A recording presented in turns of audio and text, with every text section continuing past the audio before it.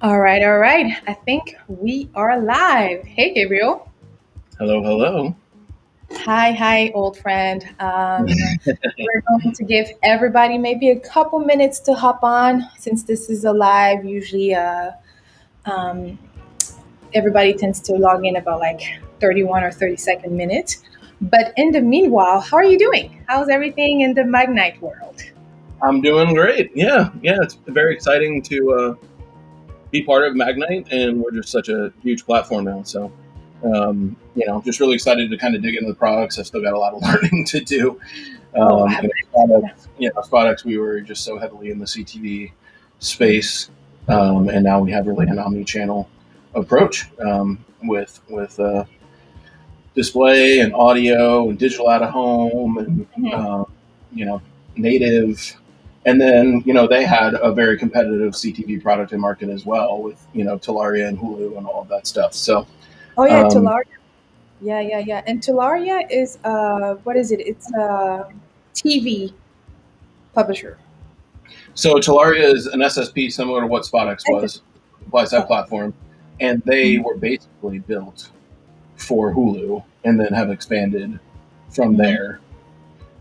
So learning a lot about their platform and where we have overlap and where we have unique opportunities. So I'm going to share our live stream real quick on LinkedIn. Okay. So while you do this, and as I'm saying, people log in. Welcome to the Sensei's Corner. This is a live series, mini series, how I'm going to call it, about 20 minutes ish, to talk about the importance of continuous education and continuous training in our industry, which is the programmatic media industry or paid advertising industry.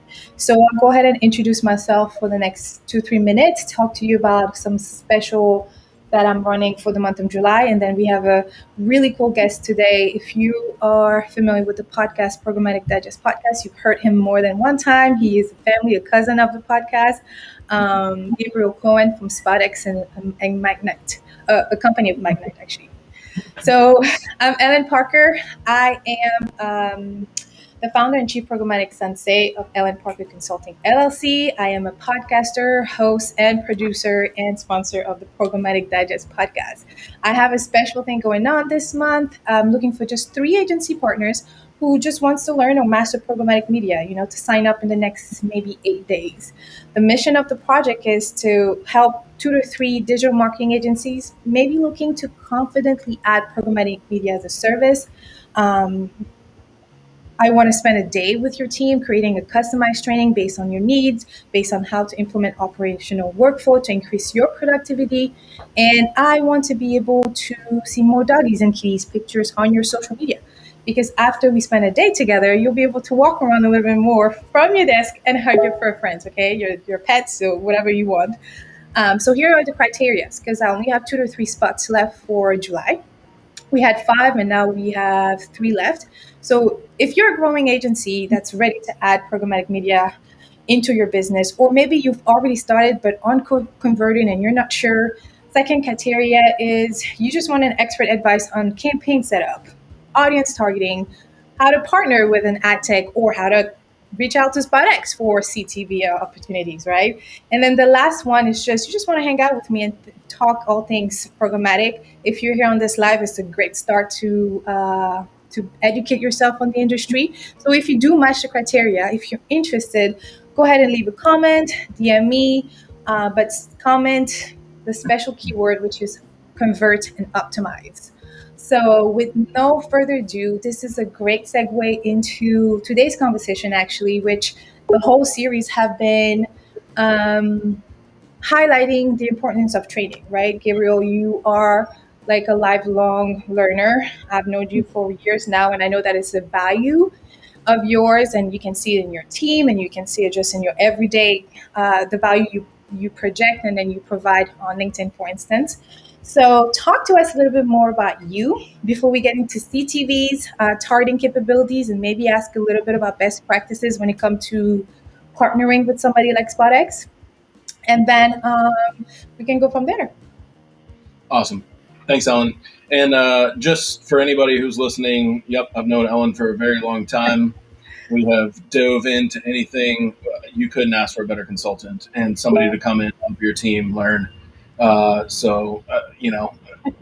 might be biased because she's awesome, but you should look her up because we've worked together for a long time. We helped a lot of smaller agencies understand Programmatic, and I've seen her grow as well. And it's really exciting to see where your Programmatic Sensei ship has gone. You Uh, know, it's been since rep at Central way back when we were working in Virginia Beach together, and he all yep. came and called us programmatic ninjas, the whole team. And then it just took over, and then he kept tweeting it to me, "Hey, programmatic ninja." And then one year when I started the podcast, I think he tweeted, "Oh, I see that you're a sensei now." So I was like, I might as well own it now. I gotta make it happen. But back to your intro. Sorry, back to your All right. intro. No worries, no worries. No. So I'm Gabriel Cohen. I work for Magnite now. I was at SpotX, which was the largest kind of CTV, OTT, and lead in the video space. Now I'm part of Magnite, which purchased and acquired us, and we've been working on all that merger and all of that. We're the largest sell side platform, independent sell side platform that exists now. So an omni-channel approach, obviously with a huge flavor of CTV because we reach such a massive audience there, but just an awesome product lineup with display, audio, digital out of home, native to complement the OLV and CTV world. So I've been in the industry for a long time. I've been hands-on keyboard. I've been strategy. I've worked at independent agencies. I've worked at holdcos, and now I'm on the sell side. So excited to be here again, and want to keep doing more with you, Ellen. Yeah, I think the reason why, and this is no news to the ones that have been following us, is like the reason why I respect you so much is because you do have the full spectrum of experience. Like you work on the agency side, you've led a team, but also you work on the ad tech side, and now you're working on the sell side. So you've literally touched a different touch point. No pun intended there. But you've like actually ran a campaign, so you're not just, you might be what in a as in sales right now, but you're not just like a typical salesperson, and that's no shade to y'all sales people. I'm just saying that it's really refreshing to know that you've actually done some media activation, you've actually set up on the back end, and work with partnerships like on the technology on the one-on-one stand, and you're bringing that with you, like you can feel that charisma with it. Thank you. Yeah, I think that's been a really helpful part of my career transition to sales.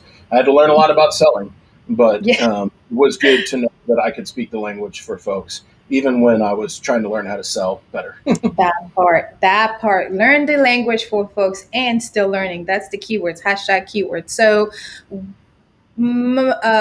let's chat a little bit about connected TV and OTT targeting capabilities, right? Data driven TV is here. Mhm. And what does it mean for your audience strategy? And I'm literally reading the SpotX article that I came across. But in a few words, how can you maybe summarize it to us? And just remember that we're trying to educate the mass. We're trying, even if you're listening and you're like, oh, I know what's going on. You never know. You can learn something every day. Like I've optimized campaigns for years, but I came across an article the other day and I was like, yo, why didn't I think about it? It was so simple and like just straightforward. So I encourage you, although you're an expert or you're in entry level or you just simply don't know how, where, when to start, just take a step back and hear and give us the opportunity to give you a different perspective. And so that's why Gabriel is here, right? So talk to us about data driven. What does it really mean for our audience strategy? Yeah, I think the first part is that CTV has come of age. OTT, however you kind of define that, the reach is there more than pay TV subscribers, not more than broadcast over the air and things of that nature. Right. Certainly still a place for that. Like you said, I'm not throwing shade at TV. We're Um, not trying to, TV yeah. yeah, it's a massive platform and it needs its due, and there's billions of dollars that are invested in that. But I Yeah. think there is some hesitancy in switching um, because of the cost associated with understanding the addressable landscape, Mhm. um, and and what that means in terms of trade-off. Right. The measurement tools, the planning tools. To your point, yeah, there's audience data, but it hasn't kind of filtered itself into the same way that TV is planned. And so, like at Magnite, we have solutions to help you understand the give and take between shifting dollars from linear over to OTT, and what that would mean for, the holy grail of what a TV buyer is looking for is GRPs, their Mhm. reach, and then what that trade off is in getting more targeted impressions. Okay, So go ahead. so I was going to ask something because you just said, I don't know if anyone caught that, but it seems like consumer adoption for streaming TV has increased exponentially, right? In the last year specifically, and even before COVID times, like it looked like it was like on a steady upward curve. But why do you think like brands are still, or maybe I didn't understand what you just said, but why do you think brands are still not like hesitating to make the move from linear into streaming? I So mean, the when they think, numbers are there, the audience is there. Like, it makes sense for me to just like, move that budget, or at least yeah, when most they of think about the cost, it. Hmm. cost has been a barrier to entry, because you're talking about major Fortune 500, 100 companies that have had upfront negotiated rates for, I mean, some of them up to like 30, 40 years. So when they look at a demo CPM, so well, I think what we're trying to do in the OTT space is take it and say, all right, let's make it look like your linear TV plan.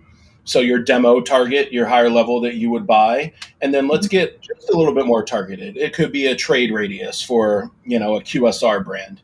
It could be an audience for, in market for cars.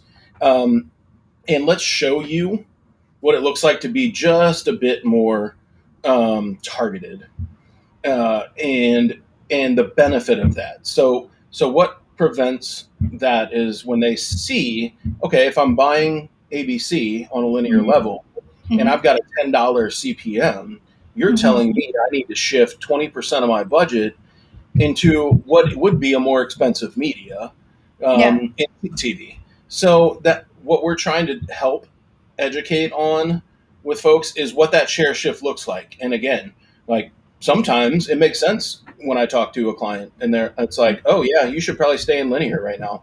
And then, but most times we can make the case of saying, hey, this is going to get you, another 300,000 and plus targeted impressions to an audience that's in market for you. Let Hmm. your branding efforts be your branding efforts, and like look at the value of television that's down and Right. targeted. Does that answer your Yeah. question? And so I think that's a good segue into the next question that I have, that measurement. So you talked about, so how do we best measure incrementality with CTV? We've talked previously on the podcast about this, so I will refer to whoever wants in-depth explanation to refer to that episode, and I'll share it later. But let's chat about like highlighting the importance of one measurement in a CTV environment or a CTV ecosystem, and how, if we need to partner with additional vendors, how realistic is it to actually measure and capture that user's performance or streamers? Yeah, I think that's exploded over the past year or so as well. With the expansion of CTV, it has become the expansion of more partners in the measurement space. Outside, we use Nielsen, and they have a platform that has a panel that shows linear versus CTV, and we can show incremental reach there. We can also ingest people's TV schedules and what they have been buying in the CTV space and tell you exactly for your audience what would drive incremental household reach penetration. So that's part of the planning tools that I'm talking about that have kind of matured. But Yeah. on the back end, I think is what you're talking about, measurement. Two folks that we've really partnered with that have large panel sets, Data Plus Math and TV Squared. Those folks are in a similar space to Nielsen, but they have some really massive panels in terms of linear and CTV viewers, where we can help identify where that overlap is happening, and Mm, then where we can drive incrementality. And then you have data partners in the space. So True Optic is a massive partner. They were purchased by TransUnion mm, recently. Also, yeah, talk about some serious data yeah, on that, yeah. TransUnion. Uh-huh. Um, and so True Optic has more than, I think, 60 million households mapped. So with CTV data, so we can exclude there and work on exclusion segments for heavy TV viewers, heavy linear viewers. And there's other data players in the space, Oracle and all of those kind of folks as well, that play really well in the space. So I think what we kind of piece together is a front end strategy of planning for incrementality based on the data we can get from an advertiser. Then you have a data strategy to try to exclude using third party data partners of people who are viewing heavily. ACR data is still a thing in the marketplace, but a lot of the companies are trying to kind of walled garden that a little bit What is more. PCR? You said PCR? ACR, automated ECR. content recognition. Yeah. So it's like, if I have a Samsung TV or Vizio TV and I Mm, opt in to being tracked, then mm, they know exactly what content I'm watching and they know how I'm watching it, CTV or linear or over the air. And so, mm. but more and more, those folks are creating walled gardens for that data. Oh, So you just have to kind of go to the back end measurement. yeah. But you just acquired LG. I think it was a few. Well, not acquired, but partnered with LG. What was it? A few months ago? Because I remember you and I talked about. I had an LG, and I would see. I would see. I do want to update everyone that it's gone much better in terms of targeting. Except I see a lot of simplified ads every day, all day, every time On I log CTV, in. On that's my LG, yes, sir. And it's high quality. I'm not gonna lie. It's not like it's an accidental, pre-roll that ended up on that targeting. But yeah, I'm seeing a lot of Simplify. Shout out to them for. I mean, it's relevant. I was just helping a client look into geofencing and mobile location partners, and that was what, a month ago. I'm still being retargeted, but I don't know. I Yeah, don't that know how is long. interesting. Yes, Yeah. so LG, yes. So in terms of who uses the Magnite platform, Mhm. it's pretty much every major um, television manufacturer. So Samsung, Vizio, LG, Mhm. to your point, and then we also have a massive partnership where Roku devices use us as well for theirs. But to kind of what I was saying, all of those folks, they have a really cool data set and they don't want just anybody to be able to get their data. So a lot Yeah. of times you have to go to them to get that. So the back end measurement, to my point with TV Squared and folks like Data Plus Math, becomes really important to verify what you're doing if you are using that type of device manufacturer data at the user level.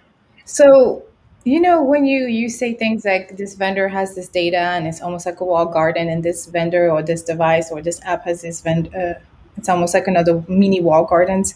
It honestly reminds me of what happened with third party cookies targeting a few years back, how a bunch of publishers and ad exchanges and DSP came up with their own language, Mhm. and the trade desk call it what is it, cookie mapping or cookie table, how they have to communicate with each other and try to match it. Yeah. Do you think that's something that's going to happen with CTV? Because I hear a lot of like fragmentation challenges, so I'm assuming that's what fragmentation means here, right? Yeah, it does. Yeah, fragmentation in the CTV space is based on IP address, not the cookie, obviously. Right, But of course. Let's right, make but to that your clear. point, it's going the same way. Yeah. They're doing the same thing and with a massive scale and a Mhm. massive product in the CTV space. So yes, that fragmentation will continue. Um, Folks are using products that we have to kind of truncate IP addresses as they're being sent to the DSP, so that audiences can't be pulled and taken. You can't just say I'm going to target Mhm. Samsung devices or so on and so forth. Anybody, they don't want to give up that audience. They've worked really hard to create a streaming Yeah. service Mhm. a direct to consumer streaming service, or even just an app based version of their linear, and Yeah. they have an awesome audience there. And so yeah, there's always that, to your point, there's that, like, oh, look at this rich data set that we have, let's hold on to it and make some money Yeah. off of it. And Mhm. then yes, and this is my opinion, that will open up over time in the future, because the idea of making money off of data eventually, that story becomes really compelling, Yeah. in terms of selling your data. So Yeah. we'll see. There's such a difference in, we can talk about, say, cookie deprecation and things like that, but CTV is television, Yeah. and that's governed much more strictly in the United States. I don't have a ton of international experience. Mhm. TV is governed in a very different way than the open internet. Mhm. So it'll be interesting to see how that progresses as the U.S. government gets involved more. Yeah, I've done some research. I've talked to a few people too about CTV outside of the U.S. borders, and it looks like CTV here is somewhat a little bit more advanced in terms of reach Mhm. and being able to measure some of the data. Yeah, Like I talked to Manuela Cortez in the Latin American streamer, and she was saying that it's at a much younger stage, like really infantile stage almost, but it's growing really fast, really rapidly. And yeah, she was saying that most of that audience prefers controlled, free content, like meaning like don't mind seeing control amount of ads to get the free streaming content. So I thought that was really, really interesting because I feel like this audience, American audience, doesn't mind investing in premium for limited ads or almost no ads, right? yeah. So yeah, from what I understand too, and what I've been learning from since Mhm. coming over to SpotX and Magnite, um, is if you think about LATAM and APAC Mhm. and EMEA, they don't have subscription cable in the No. way that we do in the US. So that doesn't exist. So their habit, so that, like, the US habit of having had a subscription to Comcast or Cox Cable, or so on and so forth, that's Mhm. been something that's been normal to us for Mhm. 50, 60 years. That isn't the same in those other regions. So they're used to just getting on their phone and watching content or having over the air broadcast. So the switch to CTV is interesting because yes, they just want that AVOD content, Yeah. ad supported video on demand, that's free, because that's been their experience for the Yeah. majority of their viewing life.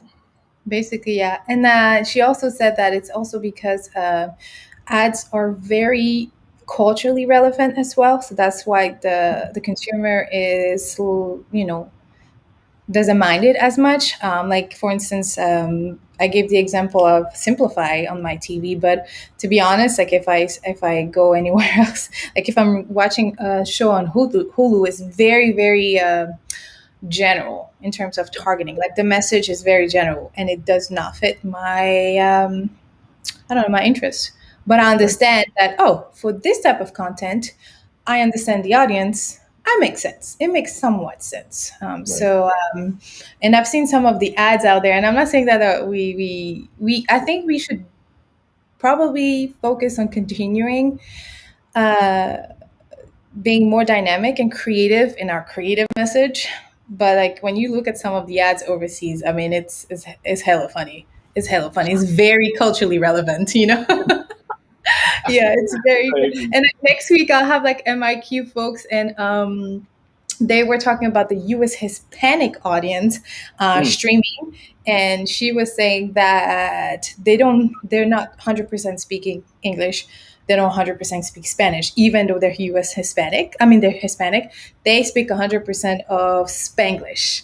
And so yep. she said that the creative messaging that was relevant, like on the Spanglish perspective, performed way better than anything else. And so I thought, that makes sense. Yeah, I can Mm, recognize why this will be performing really well. But those are the type of things like we hear about it, but I think we still not there. You know what I mean? As a matter of fact, that was going to be one of the questions I was going to ask you. What is like this one ad that you've seen while streaming, of course, because we don't do linear TV here. Just kidding, just kidding. I'm not trying to throw shades, but what is like one of the ads you've seen that was like, oh man, dang, that's good. Like that's a good creative. Like for instance, the Portal Facebook video with sign language. Yep. It's me every time. It gets super quiet, and you bring your attention like, did I lose Wi-Fi? And then you see them sign language, using sign language to communicating to communicate, sorry, via the portal, Facebook portal. That is, to me, I was like, yo, I might just get bored. That's really cool. I don't have any people in my family that utilize sign language. I think it's a really, really cool uh, creative. Like the message behind it is really cool. Yeah. I think just off the top of my head, there's tons Mhm. of them that I can Yeah, think that's of. cool. Um, I think to your point, actually thinking about the portal, you got me kind of thinking about that. They've had so many good Oh, messages yeah. Mhm. during the pandemic that really kind of hit home with us missing family and Mhm. missing loved ones and connecting, Yeah. cooking recipes together, all that. I think they have done Yeah. a really good job there as well. So Mhm. I could say like there was the pandemic burnout for ads, but where everybody was kind of talking about it and everybody trying to put their hat in the ring, which they had to do, and I understand that, Yeah. but yeah, I think any of those ads that really, just talk about getting back to life, getting back to normal Mhm. now are things that are resonating more with me, um, Yeah. in that way. Like outdoors, like cookouts, like what was Oh, it? yeah. Old Navy. Old Navy had oh man, I'm embarrassed to admit that I forgot her name. She's a singer, her, I believe, HER, her. Yeah. I mean, she was in the middle of the street just performing. But it was like you could tell like the people were not too close, but they're not too far. It's like, oh, COVID is not really gone, but it's still kind of here, And Right. they were like kind of separate, and she was just playing the guitar. So I thought, oh man, I miss going to a concert. I miss going to food trucks, stuff Yep. because we love to eat. I forgot to let those that are just joining us know the conversation that we're having right now. This is Gabriel Cohen from SpotX, now owned by Magnite. And we were just talking about CTV, audience targeting specifically to CTV, best practices. We talked about fragmentation challenges. We've talked about measurement and consumer of CTV, and OTT, I should say CTV and OTT. And here's the last question before we part ways, and it goes down to almost back to what we were talking about in terms of measurement.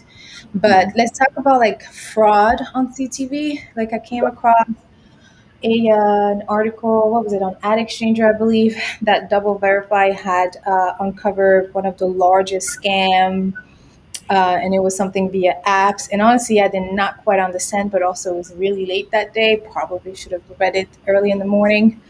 So, what can you say about what does that mean? Like, what does that fraud on CTV means, and how can we we make sure not to have it happen for us? Yeah. We have a live living brand safety team at Mm, SpotX Magnite that's watching this stuff every day, and we're a huge partner with Double Verify. Our lead of brand safety actually sits on the IAB board, kind of making the standards. mhm, So we do have a lot of this, and I don't want it to freak people out, but I'll share with you afterwards kind of how CTV fraud works. Um, it just has a lot to do with server side ad insertion uh-huh, because in a normal digital ad, you let's say a display banner, mhm, load up your web page, and then you see at the top it starts loading up your display banners. You're used to that user experience. When you mm, load up an OLV, thing. If you're watching an OLV thing, you're used to that little buffer that loads mhm. your ad. True, true. So what server side ad insertion Mm-hmm. does is create a real TV experience. There's no buffering of ads.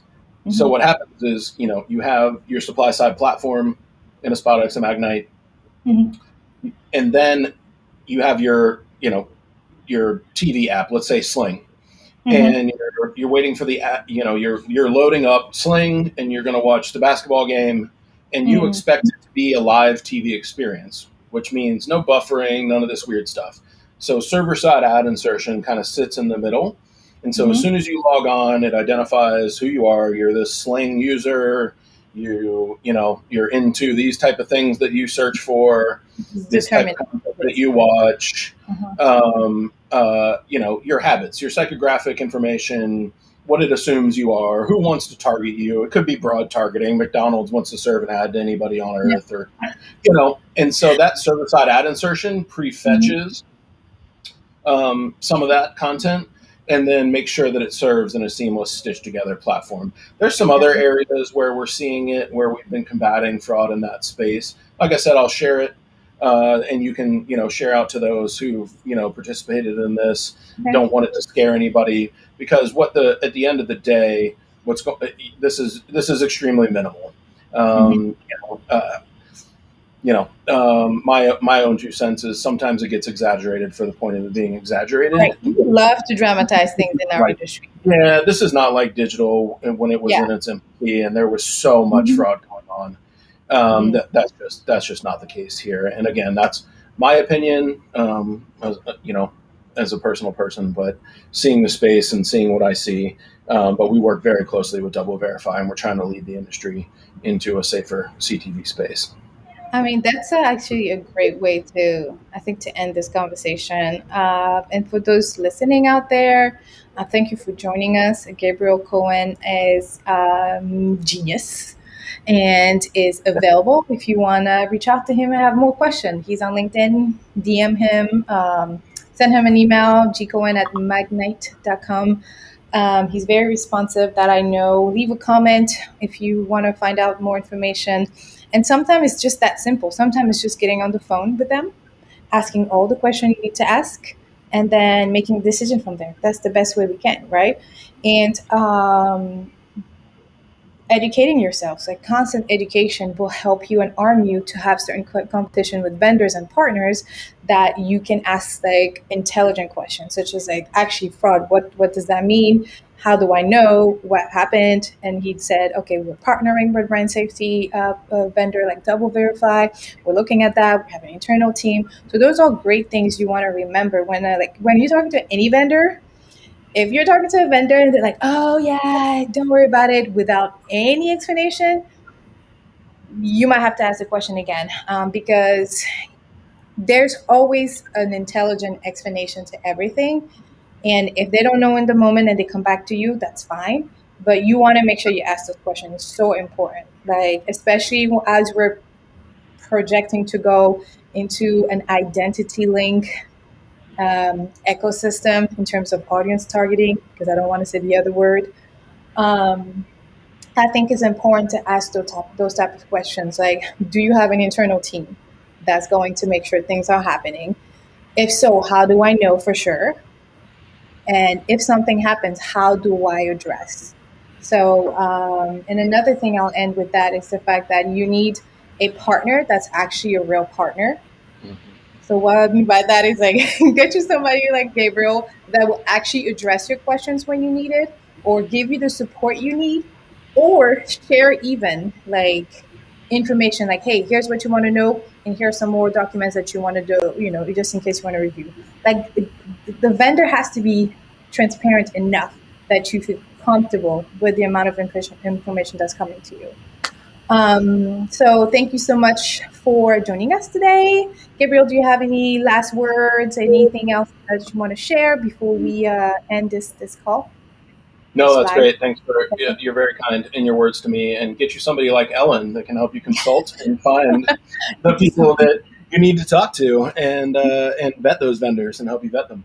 Yeah, and there's a few of us out there, and I want to give them the shout out because it's needed. Like this transparency is a big problem in our industry, and we've Yeah. worked in the back end, and we understand things just as much as them.